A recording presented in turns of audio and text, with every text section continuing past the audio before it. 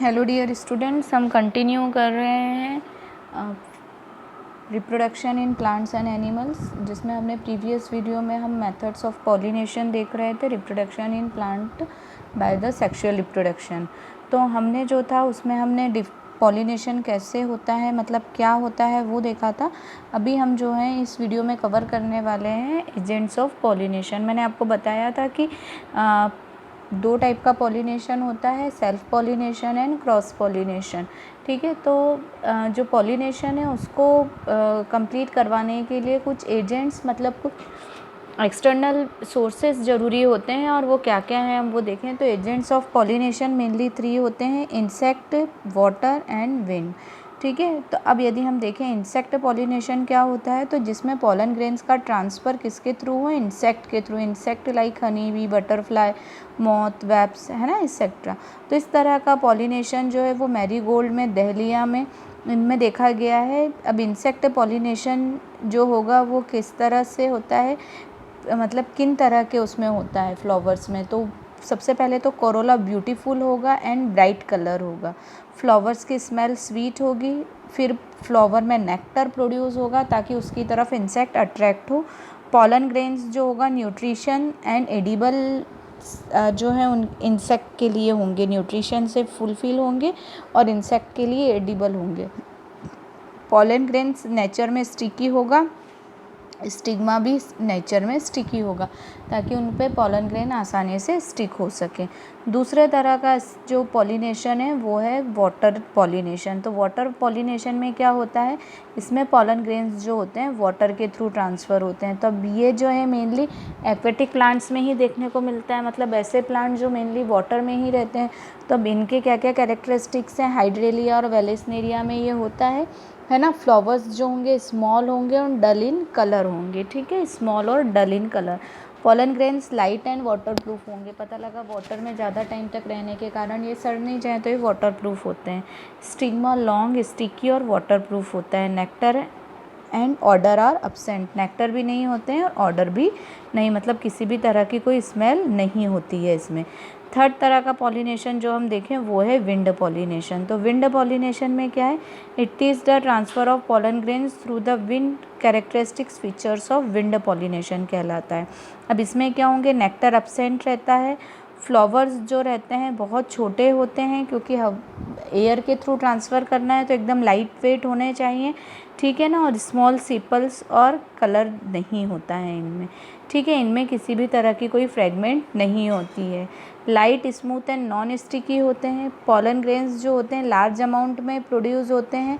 क्यों? क्योंकि एयर के थ्रू ट्रांसफ़र होने में कई सारे पॉलन ग्रेन्स जो हैं उनका लॉस भी होता है, तो इसलिए नंबर्स जो होते हैं वो उनके कई ज़्यादा होते हैं। स्टिग्मा हेयरी होता है ताकि ये आसानी से जो है चिपक सके, है ना, और एयर के साथ फ्लो कर सके आसानी से।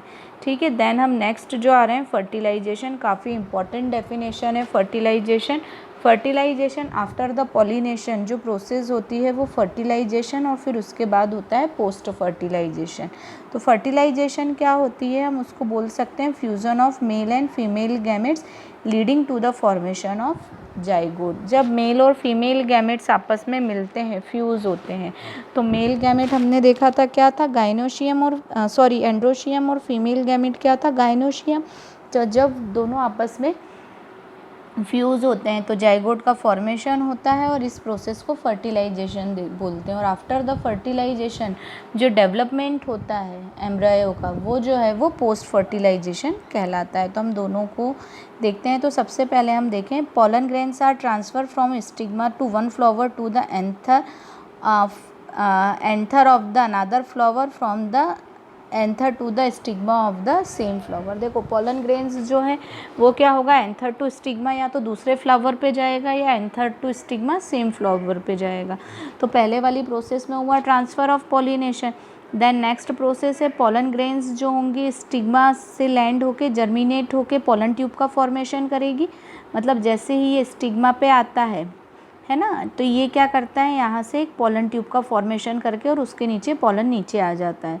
ठीक है ना, और पॉलन के थ्रू नीचे आके ये क्या करता है, ओव्यूल तक पहुँच जाता है एंड इसमें जो रहता है वो मेल गैमेट्स रहता है, ठीक है। फिर वैसे ही पोलन ट्यूब ओव्यूल तक पहुंच गया, ये इसको क्या करेगा, एंटर होगा ओव्यूल में और फ्यूज़ करेगा, और जो फीमेल गैमेट अंदर रहता है उसे फ्यूज़ करता है। फ्यूज़ करने से फर्टिलाइजेशन होगा, है ना, और जैसे ही फर्टिलाइजेशन हुआ जो सेल का फॉर्मेशन हुआ वो क्या कहलाती है, जाइगोट कहलाती है। तो आफ्टर द फर्टिलाइजेशन जाइगोट का फॉर्मेशन हो गया, ठीक है। अब उसके बाद क्या होगा, जाइगोट डिवाइड होता जाएगा, कंटिन्यू सिंगल सेल रहता है तो वो कंटिन्यू ग्रोथ करने के लिए डिवाइड होता जाता है, और उसको जो न्यूट्रिशन मिलता है वो अपनी मदर सेल से मिलता है, ठीक है। अब ये जो है यहाँ तक का ये फर्टिलाइजेशन था। अब ये पोस्ट फर्टिलाइजेशन है। तो पोस्ट फर्टिलाइजेशन में क्या होगा, all the parts of the flower रहते हैं, सीपल्स, पीटल, स्टेमन और स्टाइल, वो सब फॉलन ऑफ हो जाते हैं, मतलब गिर जाते हैं। अब सिर्फ जो दिखेगा वो ओवरी बचती है, ठीक है। बाकी जितने भी पार्ट्स हैं वो गिर जाते हैं, वो नहीं रहते हैं। फिर the ovule becomes the seed, बड़ी होकर सीड बना लेती है एंड फ्रूट बना लेती है, और सीड के अंदर एम्ब्रियो होता है जो कि एक प्लांट बनाने की कैपेसिटी रखता है। तो इस तरह से एक नए प्लांट का फॉर्मेशन हो जाता है, ठीक है ना। ये देखिए यहाँ से ये पोलन आया था, इसने एक पोलन ट्यूब का फॉर्मेशन किया स्टेल के थ्रू, और इसके जो थ्रू है मेल गैमेट्स अंदर आया, और यहाँ पर आके इसने देखिए ये फ्यूज़ किया ओवरी को, ठीक है। तो इस तरह से ये जो है काफ़ी सारे इस तरह से पोलन ट्यूब बनते हैं, पर जो सबसे पहले फ्यूज़ करता है उसके बाद ये जो ओवरी है ये क्लोज़ हो जाती है, फिर कोई दूसरा पोलन ग्रेन अंदर नहीं पहुँच पाता है ना, और फिर वो अंदर जाके एग को फ्यूज़ कर देता है, ठीक है। तो यहाँ आज हमारा प्लांट रिप्रोडक्शन इन प्लांट्स जो है वो कंप्लीट हो चुका है। रिप्रोडक्शन इन ह्यूमंस जो है वो हम नेक्स्ट वीडियो में कवर करेंगे, ठीक है ना। तो अभी आप इतना ही, मैं आपको क्वेश्चन सेंड करती हूँ, वर्कशीट सेंड करती हूँ, आप लोग उसके आंसर दीजिएगा। Keep study, keep watching, thank you so much.